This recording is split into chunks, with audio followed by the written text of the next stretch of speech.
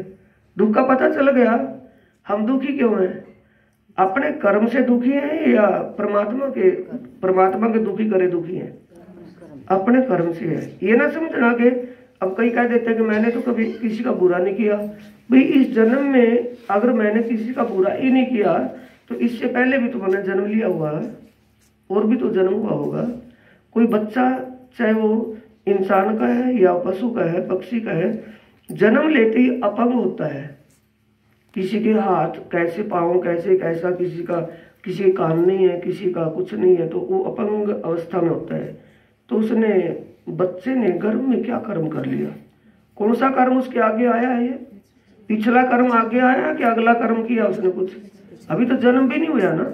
जन्म होते ही वो ऐसा अपंग गर्भ से है तो उसका कौन सा कर्म है? पिछला कर्म है कि अगला कर्म है? तो पिछले कर्म कई जन्मों तक पीछे लगे रहते हैं, पीछा नहीं छोड़ते। उनसे पीछा छूटने का एक ही तरीका है, देह परिक्रमा कर्म सब छूटे। जब परमात्मा की शोभा अपने दिल में बस जाए, परमात्मा का ध्यान सुरता, परमात्मा का ध्यान चिंतन करने लगे तो हमारी स्थिति, हमारी अवस्था, हालात कौन सी हो जाएगी? लोह अग्निवत। जैसे एक चूल्हे में आग जल रही है, उसमें लोहे का पीस डालेंगे तो लोहा कुछ समय तक तो अपने रूप में दिखाई देगा हमें, और कुछ समय के बाद फिर वो अग्नि का रूप बन जाएगा। जो अग्नि का रूप है वही लोहे का रूप हो जाएगा। जो अग्नि के अंदर गुणवत्ता है वही टेम्परेचर, तपत उसके अंदर भी हो जाएगी।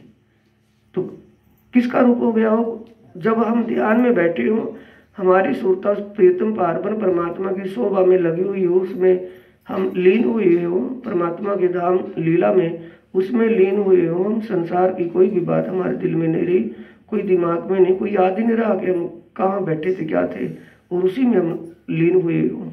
तो कौन सी गति हो गई हमारी? लो अग्निवत।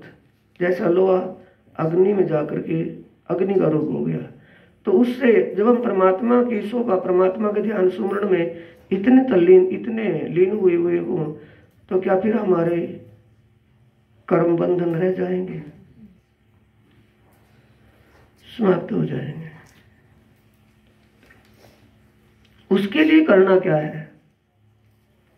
ऐसी अवस्था के लिए पहले आप थोड़ा करेंगे तो भी तो मेरे तक शिकायत आपकी आवेगी, बात आएगी कि ऐसा करने से नहीं हुआ। उसके लिए क्या करना है? जिससे हमारी सुरता वहाँ ऐसी अस्थिर हो जाए कि जब ध्यान हटाना चाहें तभी वहाँ से ध्यान हटे, बिना ध्यान हटाए हटे ही नहीं, वहीं लगा रहे। ये स्थिति कब हो, कैसे होगी? जब ध्यान में बैठेंगे। ध्यान के वक्त दुनिया की जो बात नहीं होती वो भी बात दिमाग में आनी शुरू हो जाती है ध्यान के वक्त।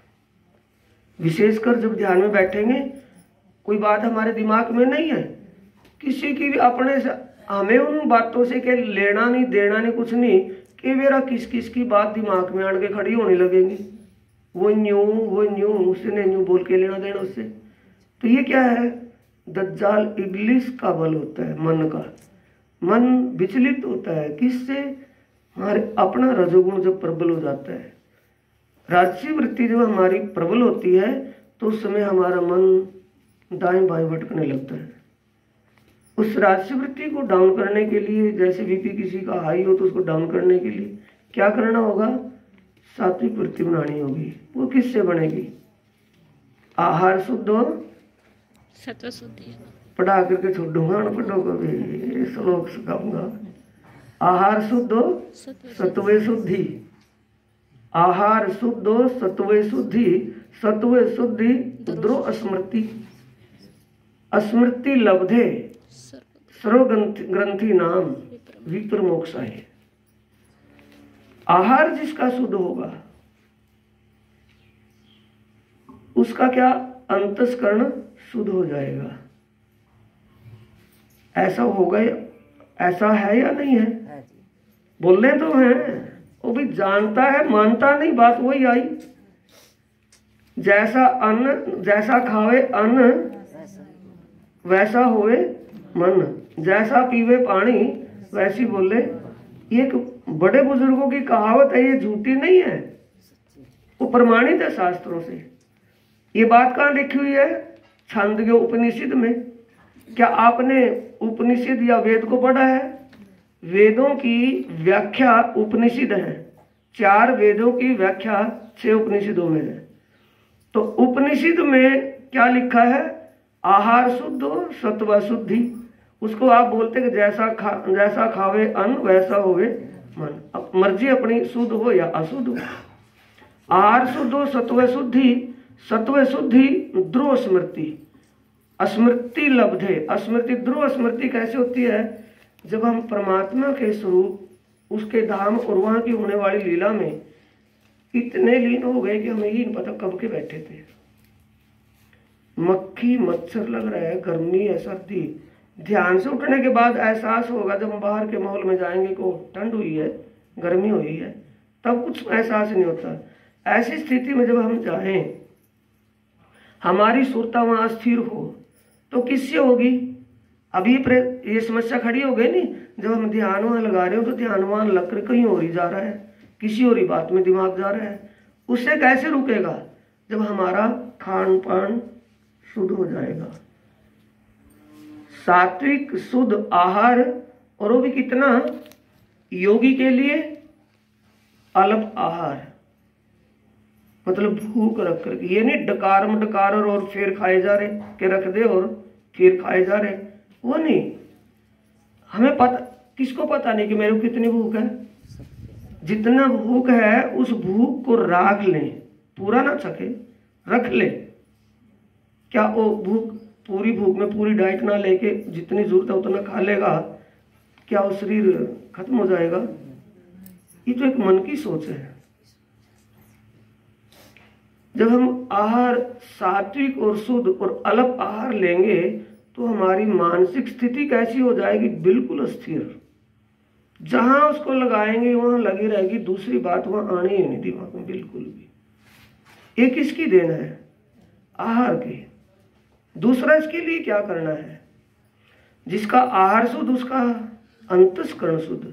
जिसका अंतस्करण शुद्ध हो जाए उसकी ध्यान की स्थिति स्थिर हो जाती है, ध्रुव। उसका लाभ क्या है?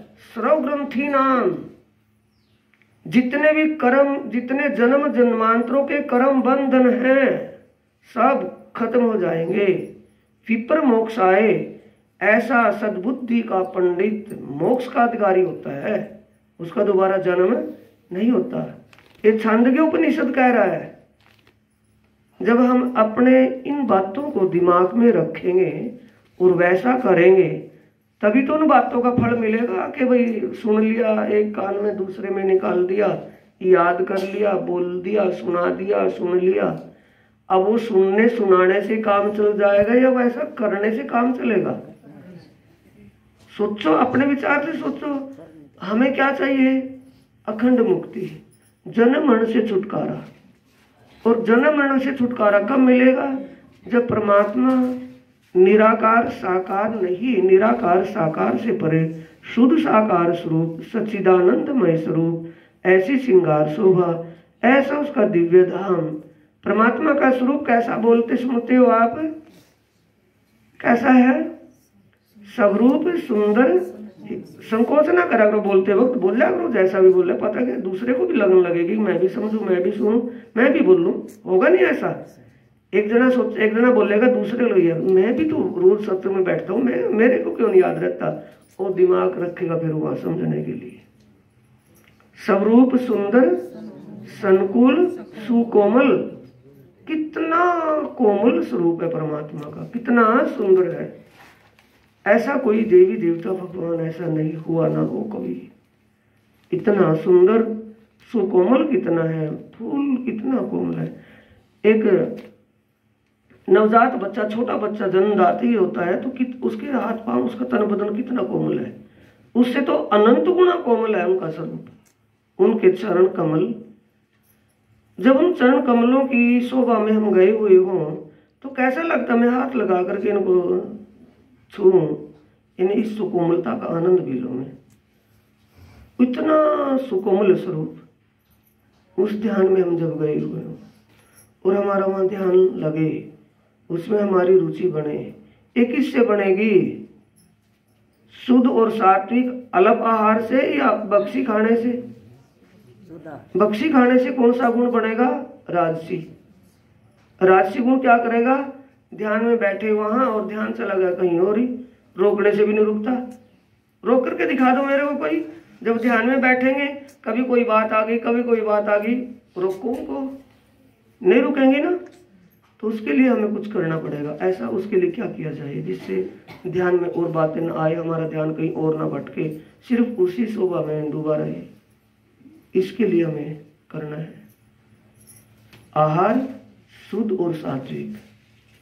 जब हम डकारों डकार खा लिया, पूरा छक के खा लिया, डकार भी आने लगी, पेट छक गया, फिर भी हम एक किसके चक्कर में है? जीव के चक्र में। किसके चक्र में? पेट तो भर गया, पेट को तो जरूरत नहीं ना। तो जरूरत किसको है? स्वाद को। जीव ललचाई होगी तो और भी खा, कभी जीव का स्वाद पूरा हो जाएगा। अभी एक चीज खा ली तो कल को दूसरी दिखाएगी तो उसका मन करेगा ये भी खा ले, ये भी खा ले, वो भी कर ले। नहीं, इसके पीछे चलना है। कंट्रोल किसको करना है? जब हमारी जीव ही कंट्रोल नहीं तो क्या परमात्मा को कंट्रोल कर लेंगे? ये हमें अपने आप पर अधिकार, अपने आप पर थोड़ा हमें कंट्रोल करना होगा। सबका हेड कौन है? ये शरीर क्या है? रथ। इस रथ पर रथी कौन है? सवार कौन है? इस पर बैठा हुआ जीव। और इस रथ को हाँकने वाला मन। सारथी कौन है? मन। और इस रथ को खींचने वाले कौन है? घोड़े, इंद्रियां। अब घोड़ों का तो ना बस नहीं। जब सारथी जो हाँकने वाला ही लगाम उनकी कमर पर डाल दे के चलो भी जहां चल रहे तुम्हें, तो फिर वो तो वहीं जाएंगे जहां उनको जाना होगा। तो उस खड्डे में जब वो रथ जाएगा तो नुकसान किसका होगा? जो रथ पर बैठा उसका होगा, किसी और का होगा? गड्ढे में कौन पड़ेगा? जीव पड़ेगा या कोई और जाएगा? मन तो उसको गड्ढे तक भेज देगा, मन नहीं जानेगा उसमें। पाप पुण्य करे कौन? मन। आवागमन पड़ा कौन? जीव। मन तो कर देगा करतूत, लेकिन भोगना किसको होगा? जीव को। ये समझ करके हमें करना है कि हमारा रथी गड्ढे में ना पड़ जाए, इसको चौकस रखें। हक मेहरती तो होता है जित असल है निस्वत।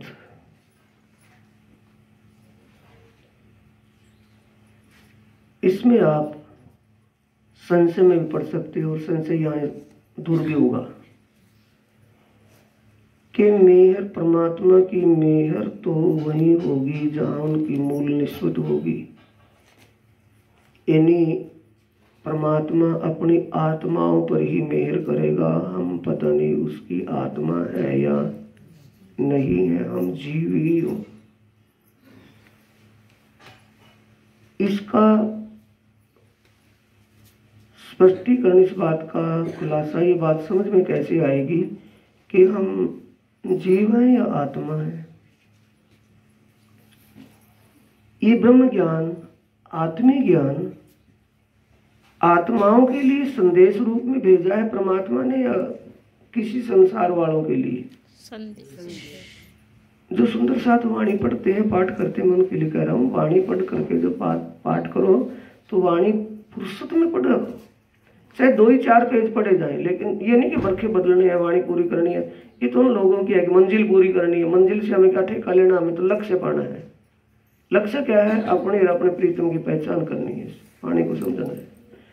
तो उसमें आता है ए वाणी दुनिया में ना कहवाणी, प्रसाद माटे कहवाणी। पहले प्रकरण में आता है ना राज किताब में, ए वाणी दुनिया में ना कहवाणी पण 7 माटे कहवाणी। गुजराती में 7 माटे का मतलब अपने वतन के साथियों के लिए, ब्रह्म आत्माओं के लिए मैं इस वाणी को कह रहा हूँ। दुनिया के लिए वाणी नहीं है। दुनिया इस वाणी को नहीं समझ पाएगी, दुनिया इस वाणी के रास्ते पर नहीं चल पाएगी। ये तो मैं ब्रह्म आत्माओं के लिए कह रहा हूँ। पर उसके लिए कह रहे हैं, कहन तो मेरा ब्रह्म सृष्टि को सुनसी सब संसार। उसने अपना पराया बिल्कुल खत्म कर दिया ना। कहना तो ये ब्रह्म ज्ञान तो ब्रह्म आत्माओं के लिए दुनिया में आया है, लेकिन जो भी इस ज्ञान पर अमल कर लेगा, कहन तो मेरा ब्रह्म सृष्टि को सुनसी सब संसार, मकसूद तिनका होएसी जो लेसी दिल विचार। मकसूद कहते हैं मन चाहा सुख उसी को मिलेगा, मनोकामना उसी की पूरी होगी जो इस वाणी पर विचार कर लेगा, समझ लेगा, चाहे वो जीव है या वो आत्मा है। अपने प्राय का तो नहीं लिया आया कि किसी एक के लिए, भाई इस पर कोई भी विचार कर लेगा, कोई भी इस ज्ञान को समझ लेगा, वही भाव से पार हो जाएगा, वही अखंड सुख पा लेगा। तो हम परमधाम की आत्मा है, हमारे ऊपर परमात्मा की मेहर है या नहीं है, क्या है पता नहीं है, दिमाग में चलता रहता है हर किसी के।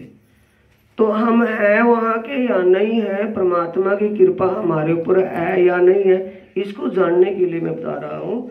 तो उसको कहते हैं सुंदर साथ जी, जिनको ये वाणी सुनने में, सुनकर समझ में आने लगी, जिसको ये वाणी सुनकर के समझ में आने लगी, वो इस वाणी को सुन समझ करके अपने अंदर हलचल कुछ भी हो रही है, तो वो किससे हुई है? पहले तो नहीं हुई, वाणी को सुनकर। तो वाणी को सुनकर के हुई। वाणी क्या है? जिसके दिल में हलचल हुई है, जिसके दिल में वो लगन लगी है, जिसके दिल में रुचि बढ़ने लगी है परमात्मा की तरफ का ध्यान करने की, तो उसका संबंध उस इन बोलों से है या नहीं है? ये क्या है? संदेश। परमात्मा ने ये चिट्ठी भेजी है, संदेश भेजा है। चिट्ठी जब आए,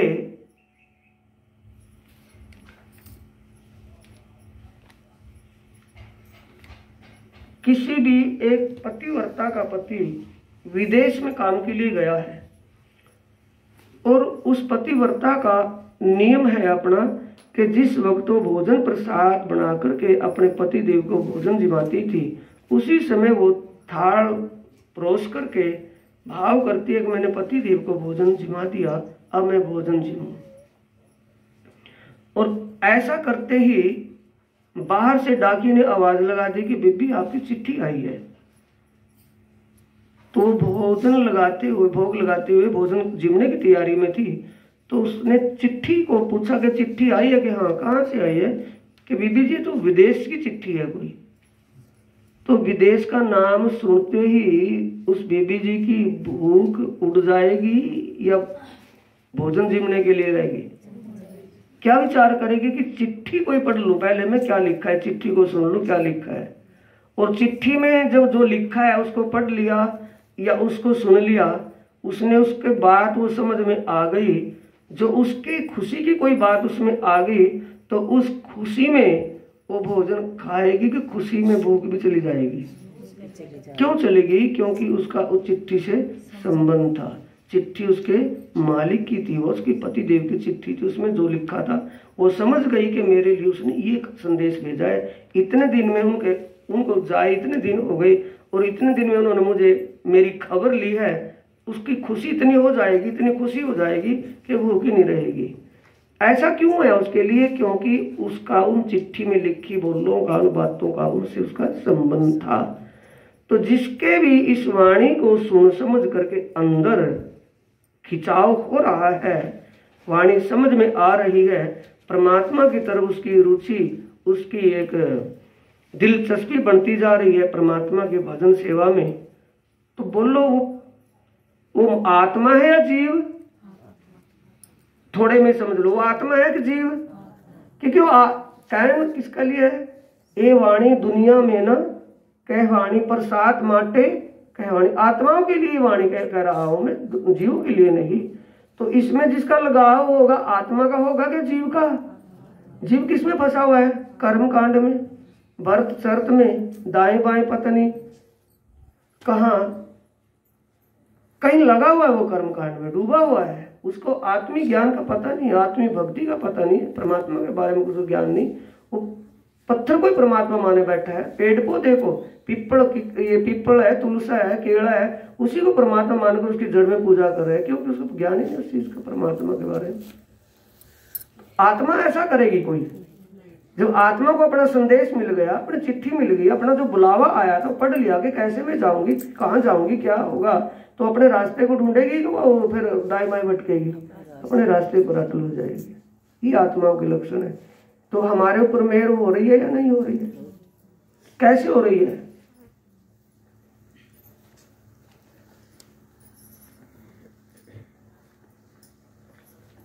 इनमें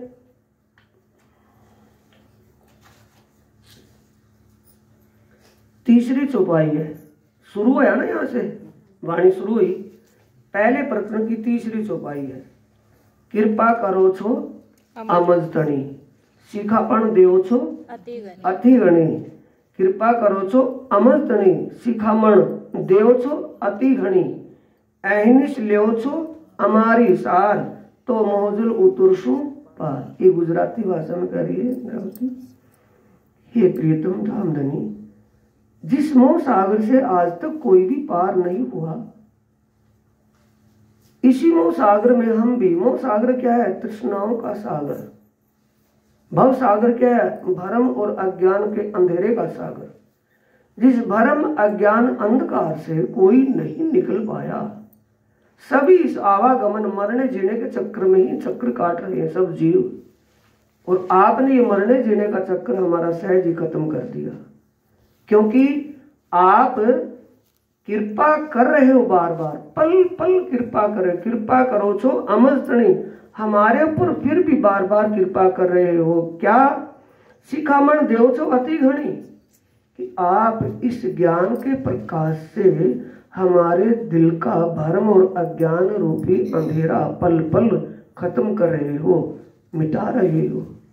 आप इस ज्ञान के द्वारा हमारी खबर ले रहे हो। अब हमें ये विश्वास हो गया कि हम दुनिया के जीवों की तरह भरम और अज्ञान की नींद में ना सो करके हम जागृत हैं। भरम और अज्ञान का अंधकार हमारे दिल से समाप्त हो गया है और आत्म ज्ञान का हृदय में प्रकाश हो गया है। कैसे?